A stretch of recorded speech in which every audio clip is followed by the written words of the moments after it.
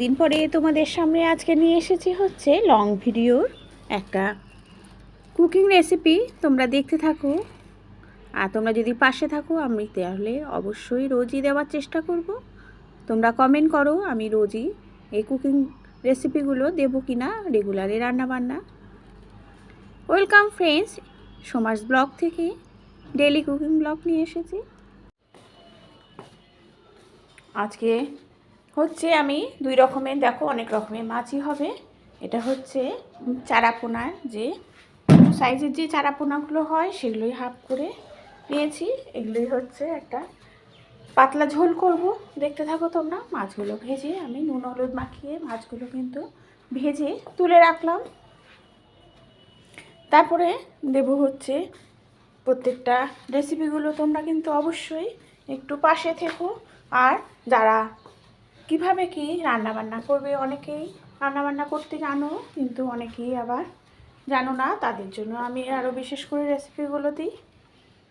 দেখো দিয়ে দিলাম কিন্তু কড়াইয়ের মধ্যে তেল। কড়াইয়ের মধ্যে তেল দেওয়ার পর আমি দিয়ে দিচ্ছি একটু কালো জিরে ফোড়ন আর কাঁচা লঙ্কা ফোড়ন দিয়ে দিলাম।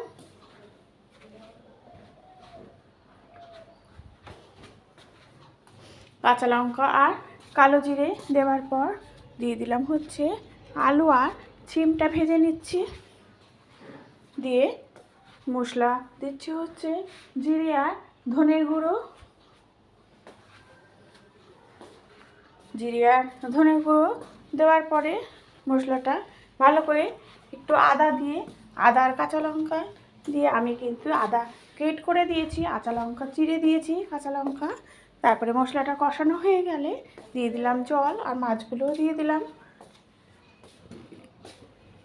মাছগুলো দেওয়ার পরে ভালো করে যখন সব কিছু বয়েল হয়ে যাবে বা ভালো করে সেদ্ধ হয়ে যাবে আলু, তখন দিয়ে দেবো হচ্ছে ধনেপাতা।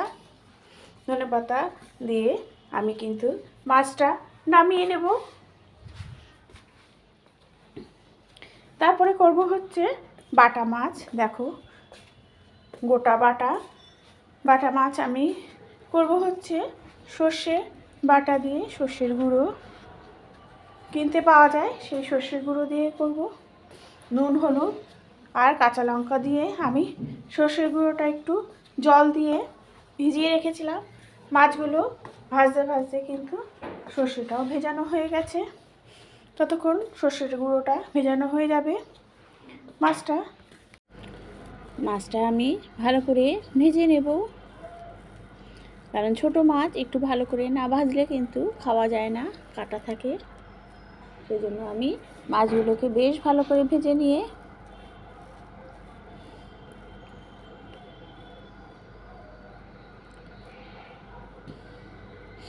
তারপরে দেব হচ্ছে সর্ষে বাটাটা।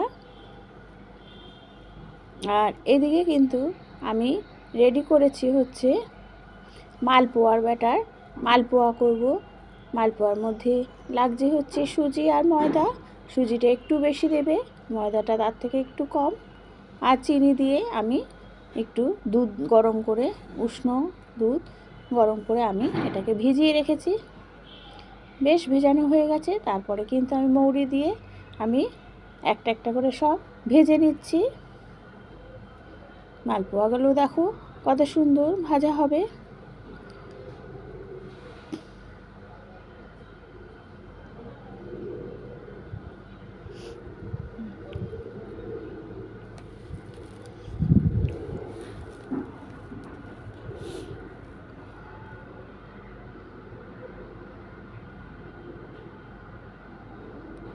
একটা একটা করে আমার মালপোয়া অনেকগুলোই আমি ভেজে নিয়েছি। আর মালপোয়া কিন্তু আমার মেয়ে ভীষণ ভালো খায়, সেই জন্য আমি এই শীতে বেশ অনেকবারই হয়ে গেল মালপোয়া, কারণ টিফিন দিতে কিন্তু খুব সুবিধা হয়। দেখো তেলটা একটু বেশি বলে প্রথম দিকে, সেই জন্য আমি দুটো করেও ভেজে নিয়েছি। অনেক সময় কিছুই না, তেলগুলো দেখে উপরে দিলে মালপোয়াগুলো কিন্তু বেশ ফুলে ফুলে ওঠে বলে, ভাজাটা কিন্তু খুব ভালো হয়।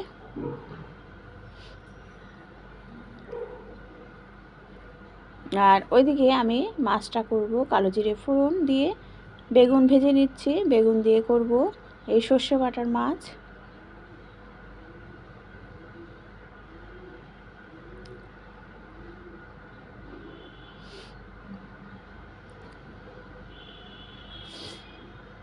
দেখো বেগুনটা কিন্তু আমার ভাজা হয়ে গেছে। দিয়ে দিলাম স্লাইড চিনি, আর দিয়ে দিচ্ছি হচ্ছে সর্ষে বাটাটা। সর্ষে বাটাটা দিয়ে মাছগুলো দিয়ে দেবো।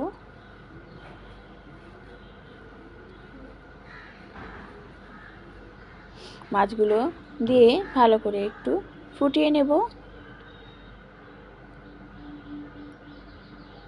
আর সর্ষে বাটার মাছে কিন্তু বেশিক্ষণ ফোটানোর কোনো দরকার পড়ে না।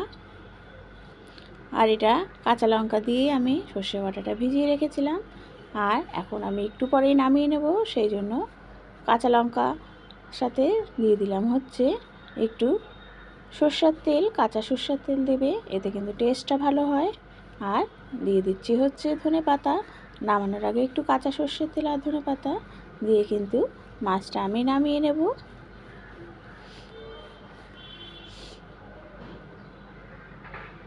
এবার আমি সয়াবিন করব। আজকে কিন্তু প্রথমেই বললাম ভালো ভালো রান্না আছে। দেখো সয়াবিনটা আমি বয়েল করে নিচ্ছি। এটা আমি একদম নতুন পদ্ধতিতে সয়াবিন করব। সয়াবিনটা ভালো করে সেদ্ধ করে নিয়ে তারপরে ছাঁকনির মধ্যে ছেঁকে ভালো করে ধুয়ে নেব। তারপরে করব হচ্ছে হাতে মাখা সয়াবিন। দেখো কিভাবে করছি। পেঁয়াজ আদা রসুন কাঁচা লঙ্কার তো পেস্ট নিয়েছি, আবার পেঁয়াজ আদা রসুন কাঁচা লঙ্কা কিন্তু আমি গোটা গোটা করে দেখো বেশ বড় বড় সাইজের কেটেও নিয়েছি। সব একসাথে কিন্তু কড়াইয়ের মধ্যে দিয়ে ভালো করে মেখে নেব। আর তার সাথে লম্বা লম্বা মোটা মোটা করে আলু নিয়েছি। আর টমেটো যেমন সব কিছুই যেমন পেস্ট করব তেমনি কিন্তু আবার গোটা গোটাও রাখতে হবে, তাহলেই এটা কিন্তু খেতে বেশ ভালো লাগবে। দিয়ে দিলাম সরষের তেল, এর মধ্যেই সব দিয়ে দিতে হবে টেস্টের জন্য। নুন হলুদ দিয়ে দেবো হচ্ছে একটু চিনি। আর এটা করব আমি সরষের তেল দিয়ে আমি ভালো করে মেখে নিলাম।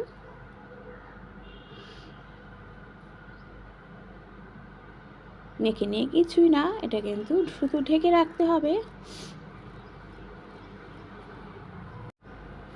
আর এটা এখন ঢেকে রান্নাটা পুরোটাই কুক হবে। যখন দেখবেন যে আলুটা সেদ্ধ হয়ে গেছে, খুবই জলও কিন্তু খুবই সামান্য পরিমাণে দিতে হবে, কারণ এর থেকে কিন্তু জল ছাড়বে। যখন দেখবে আলু সেদ্ধ হয়ে গেছে দিয়ে দেবো ঘি আর গরম মশলা। ব্যাস রেডি হয়ে গেল হচ্ছে হাতে মাখা সয়াবিনের তরকারি।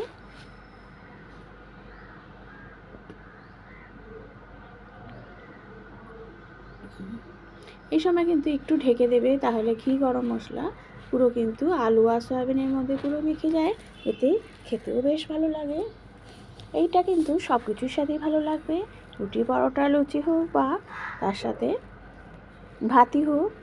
আর দেখো ওদিকে মালপোয়াগুলো পুরো রেডি হয়ে গেছে। বেল আইকনটা একটু প্রেস করো। Thank you.